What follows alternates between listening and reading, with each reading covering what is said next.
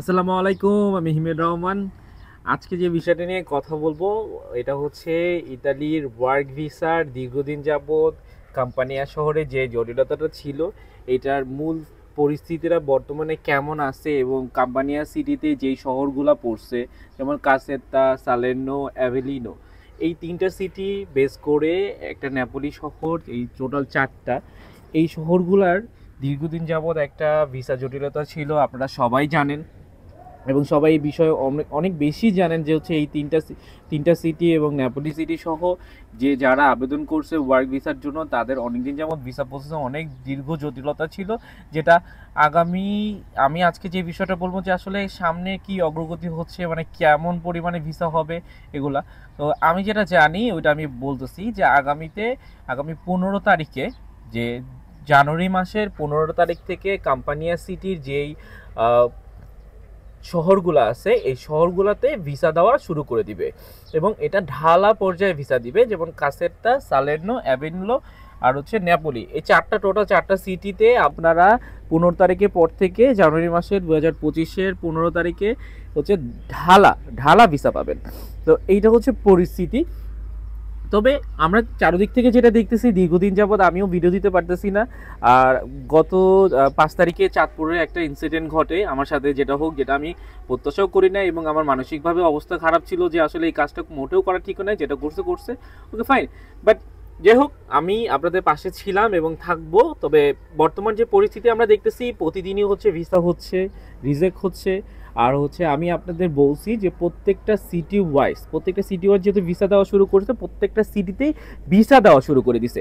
আপনারা প্রত্যেকটা সিটিতেই ভিসা পাওয়া শুরু হয়েছে এবং দেখা যায় যে আমরা পরপর দেখতেছি যে হচ্ছে ভিসা রিজেক্ট করতেছে। এবং রিজেক্ট করতেছে কেন, সবার মনে একটা আতঙ্ক ঢুকে গেছে, আয় হায় কীভাবে তো ডিটেক রিজেক্ট করতেছে, এভাবে রিজেক্ট করলে কীভাবে হবে। এখন আমি আপনাদের বলতেছি যে আপনাদের মানসিক শান্তি দরকার আছে।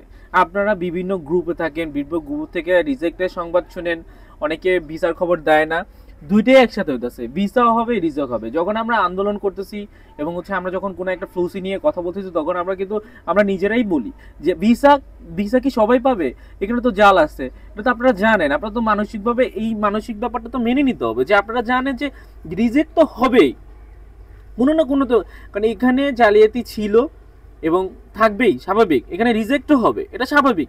তা আপনাদের এটা মেনে নিতে হবে।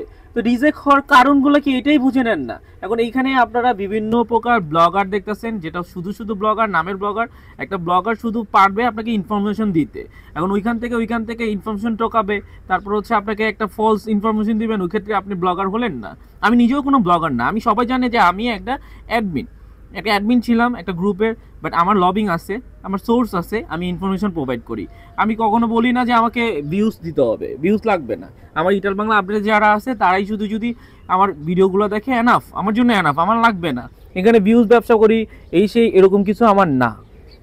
এখান থেকে না, আমার ব্যক্তিগতভাবে আমার ফ্যামিলি ব্যাকগ্রাউন্ড সব কিছু অনেক ভালো আছে। যাই হোক, তবে পরিস্থিতিটা হচ্ছে আমি আপনাদের বলবো আপনারা আপনাদের মাধ্যমের সাথে কথা বলবেন, শুধুমাত্র বলবেন আপনাদের যদি কোনো ট্যাক্সের জটিলতা থাকে এইটা আপনারা ক্লিয়ার করে রাখবেন, আইদার আপনাদের ভিসা দিবে না। যদি আপনাদের কোনো ট্যাক্স ক্লিয়ার করা হয় নাই, ব্যাড ট্যাক্সের কোনো একটা, যেহেতু আমরা আপনাদের বাংলায় বলতেছি ব্যাড ট্যাক্স, অবশ্যই আপনারা বাংলাদেশে যারা আছেন তারা সবাই বুঝেন যে ব্যাড ট্যাক্সটা কি। যাদের ব্যাড ট্যাক্স রিলেটেড কোম্পানিতে কোনো জড়িততা আছে আপনাদের ভিসা দিবে না।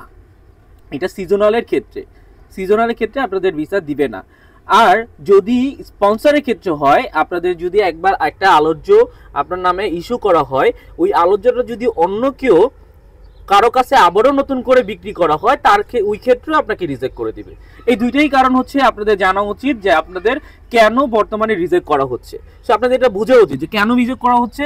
তো শুধু ওর কাছ থেকে রিজেক্টের সংবাদ শুনে, দুঃসংবাদ শুনে মাথা খারাপ করে লাভ নাই। রিজেক্ট হবে, ভিসা হবে, যেটাই হবে আল্লাহ ভালো করবে, আপনাদের রিজেক্টের ফয়সালাটা করে দিবে। আপনাদের এখন উচিত নামাজ পড়া এবং আল্লাহর কাছে বলা যে আমাদের রিজেক্টের ফয়সালাটা করে দাও। ভালো করলেও আল্লাহ করবে, খারাপ হলেও আল্লাহ করবে। তো ওইটাই ব্যবস্থা হবে, আল্লাহই ব্যবস্থা করে দিবে আপনাদের কিভাবে কি হবে। তো মাধ্যমের সাথে এইটাই ক্লিয়ার করে দিবেন যে মাধ্যম কি ব্যাড ট্যাক্সের যে রিলেটেড যেই যেই বিষয়গুলো আছে এগুলো ক্লিয়ার করে রাখছে না সিজনাল ক্ষেত্রে। যারা সিজনালে যাচ্ছেন, হোটেল ট্যুরিজমে যাচ্ছেন, তাদের সবাইকেই বলতেছি আপনারা মালিকের সাথে শুধু এইটুকুই বলবেন আপনাদের ব্যাড ট্যাক্স সব কিছু যদি ক্লিয়ার থাকে এবং আপনার ডকুমেন্ট যদি সব ঠিক থাকে। ডকুমেন্ট ব্যাপারটা এরকম না, ডকুমেন্টটা আপনাদের অনেক হাইলাইট করে বলা হয় যে এইটা লাগবে, ওইটা লাগবে, ওইটা লাগবে, এত কিছু লাগবে না ভাই। আপনাদের শুধু মালিকদের বলবেন যে আপনাদের ব্যাড ট্যাক্স যেগুলো দেওয়ার দরকার আছে ওগুলো আপনাদের ক্লিয়ার আছে কিনা। যদি বলে হ্যাঁ ক্লিয়ার আছে, দেন ওকে, আপনাকে ভিসা দিয়ে দেবে, আপনাকে কোনো প্রশ্নও করবে না। বাট ভিসা দেওয়ার আগে যদি আপনার কোনো ব্যাড ট্যাক্স কিছু কি বাকি থাকে, ভিসা দেওয়ার আগে অবশ্যই আপনাকে নক দিবে, আপনাকে কমিউনিকেশন করবে যে আপনার এগুলা ক্লিয়ার নাই। যদি এগুলো না ক্লিয়ার করেন তাহলে আমরা ওনাদের ভিসা দিব না। বাট বর্তমানে ইটালিতে আপনাদের জন্য সবচেয়ে বড় সুখবর হচ্ছে আপনাদের সবাইকে ভিসা দিবে, তবে পূর্ণ যাচাই বাছাইয়ের পর।